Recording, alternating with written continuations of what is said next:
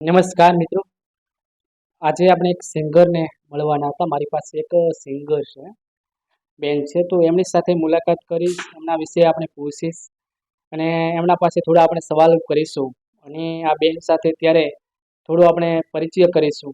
પણ એની પહેલાં તમને કહી દઉં કે ટૂંક જ સમયની અંદર બેનનું ઇન્ટરવ્યૂ કરવાનું છે, તો બેનને સાથ અને સપોર્ટ કરજો એવી મારી અપેક્ષા તમારી પાસે રાખું છું. તો બેન સાથે સીધા સવાલો કરીશું અને બેનનો પરિચય જાણીશું.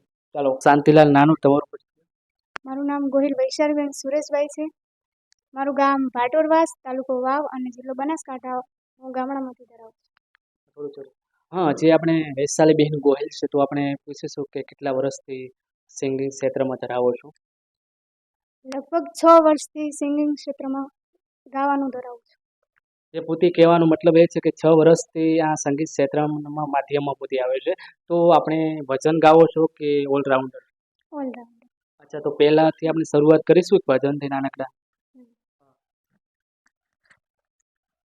વારી જાવો રે બલિહારી જાવો રે, ઓ વારી જાવો રે ગુરા બલિહારી જાવો રે, મારા સતગુરુ આંગણ આયા મેં વારી જાવો રે. બેનનો અવાજ સરસ મીઠો મધુર છે. તો બેનને સવાલ કરીશ કે બેન, તમે 6 વર્ષથી આ સિંગર ક્ષેત્રમાં છો, તો આપ લગીન આલ્બમ સોંગ કેટલા બધા કર્યા છે? લગભગ 10 જેવા કર્યા છે. તો આપણું શરૂઆતનું રેકોર્ડિંગ અત્યારે યાદ હશે ને તમને? શરૂઆતનું રેકોર્ડિંગ. તો એ બે શબ્દો થઈ જાય મારા દર્શક મિત્રો. માડીના મઢડા છે ઘણા દૂર, મારે જાવું છે જરૂર, ચોટીલે બેઠી ચામુંડ હાજરા હજૂર, ચોટીલે બેઠી ચામુંડ હાજરા હજૂર. જે ગાયને સંભળાયું છે એના પછી ઘણા બધા સોંગ કર્યા હશે, બરાબર છે? તો પ્રોગ્રામની વાત કરીએ તો કર્યા હશે ઘણા બધા, કર્યા હતા?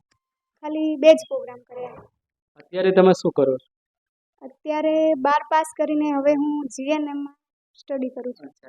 તો સંગીત ક્ષેત્રમાં આવવાનું કોઈ કારણ હતું કે મારે સિંગર બનવું છે? અત્યારે તમે કેમ કોઈ નોકરી માટે ન વિચારી, પછી આગળ ભણવાનું છે કે છોડી દેવાનું છે? ભણવાનું ચાલુ રાખવું, એ જીએનએમ પૂરું થાય ને પણ ગાવાનું તો ચાલુ જ રાખવું.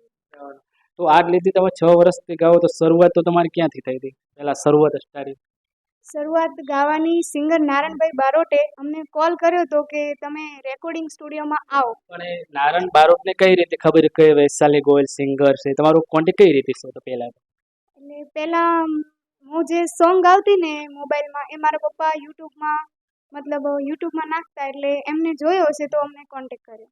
અચ્છા, એમ જોઈને તમને કોન્ટેક્ટ કર્યો, પછી તમે ત્યાંથી નારણભાઈ લઈ ગયા? જેતડામાં રજનીભાઈનો સ્ટુડિયો છે ચેનલ સાઉન્ડ, ત્યાં અમને લઈ ગયા હતા. અને આજ લગી તમે જે આજ લગીને પહેલી તમારી શરૂઆત થઈ ને આજ લગી તમને સપોર્ટના માધ્યમથી કેવો રહ્યા છે? સપોર્ટના માધ્યમથી તો ઘરના બધાએ સપોર્ટ કર્યો છે. બીજા લોકોએ પણ ઘણો જે સિંગિંગ લાઈનમાં છે એમને પણ ખૂબ સપોર્ટ કર્યો છે. મારો બીજો સવાલ છે કે તમને આજ પહેલેથી કરીને આજ સુધી તમને લોકો પ્રત્યે તમને કેવો સપોર્ટ રહે છે? લોકો પ્રત્યેથી તો એટલો સપોર્ટ નથી મળ્યો. મારા ઘરનાએ મને ખૂબ સપોર્ટ કર્યો છે. જેટલો જોવે છે ને એટલો સપોર્ટ બહારથી મળ્યો નથી. હા, એટલે કહેવાનો મતલબ તમારી જે આમ તો ઉંમર નાની, કેટલી ઉંમર?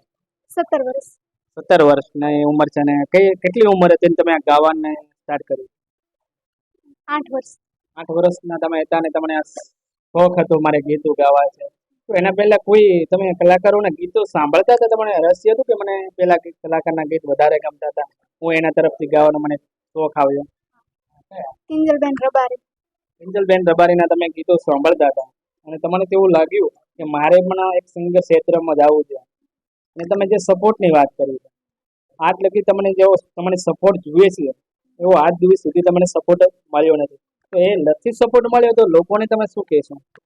લોકોને એટલું કેવું છે કે તમે મને સપોર્ટ કરો, એવું કેવું છે કે તમે મને સપોર્ટ કરો જેટલો જોવે છે. કહેવાનો મતલબ છે કે બેનને નાની ઉંમર છે બહુ, અને એમનો અવાજ સાંભળ્યો તો બહુ સારું ગાય છે, અને દરેક મિત્રોને કહેવાનો મતલબ એ છે કે બેનને સપોર્ટ કરશો. તો બેન જોડે એક બે ભલે ગીત આપણે સાંભળીએ, તો તમારું કોઈ મનગમતું ગીત હશે, તમારું ફેવરેટ ગીત કે વારંવાર તમે રજૂ પણ કરતા હો? અવસર આયો કહવાય, અવસર આયો એ હાર હાર ગુંથાવું ગુલાબનો શેરીઓ શણગારો ઓગણે 52 પગલા પાડી શોભા રે વધારો મોઘેરા મહેમાન ભલે ભલે રે પધારો મારા મોઘેરા મહેમાન ભલે ભલે રે પધારો તે રજૂ કરતા હતા. આના વગર કોઈ બીજા સોંગ ખરા તમારી પાસે કે તમને યાદ અત્યારે છે? ગોમડા રે જોયા અમે બનાહના એ ગોમડા રે જોયા અમે બનાહના એ એક ના જોયો હોવાલા મજીનો દેહ રે પિયુજી મારા લઈ જો ને અમને તમારા મલક. અવાજ સંભળાયો મને. બહુ એક તમારો મીઠો અને મધુર અવાજ છે. બહુ પણ તમે સારા સોંગ ગાવો છો. તો તમે કેટલા મને 107 જેટલા તમે આલ્બમ સોંગ કીધા છે એ બધા દરેક તમારી ચેનલની અંદર અપલોડ કર્યા છે કે કોઈ મિત્રોની ચેનલ હશે? અમારી ચેનલમાં નથી, અલગ અલગ ચેનલમાં અપલોડ કર્યા. અલગ અલગ ચેનલની અંદર તમે સોંગ રજૂ કર્યા છે.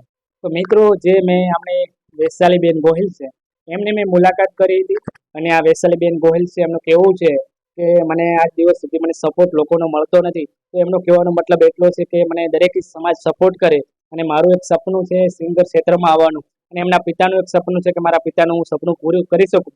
તો દરેક મિત્રોને 18 સમાજને એટલી વિનંતી છે કે બેનને સપોર્ટ કરો અને બહુ સારા કલાકાર, બહુ સારું ગાય છે અને આવનારા દિવસોની અંદર આપણે આ બેનનો ફૂલ ઇન્ટરવ્યુ કરવાના છે. તો ટૂંક સમયની અંદર આપણે બેનનો ઇન્ટરવ્યુ લેવા માટે જવાના છે અને એ આપણે શાંતિલાલ ઓફિશિયલ ચેનલની અંદર આવશે. તો બેન, અમારી ચેનલ વિશે કંઈ બોલશો? તમારો દિલથી ખૂબ ખૂબ આભાર માનું છું. હા, તો મારી ચેનલને લાઈક, શેર અને સબસ્ક્રાઈબર કરવાનું ના ભૂલતા. થેન્ક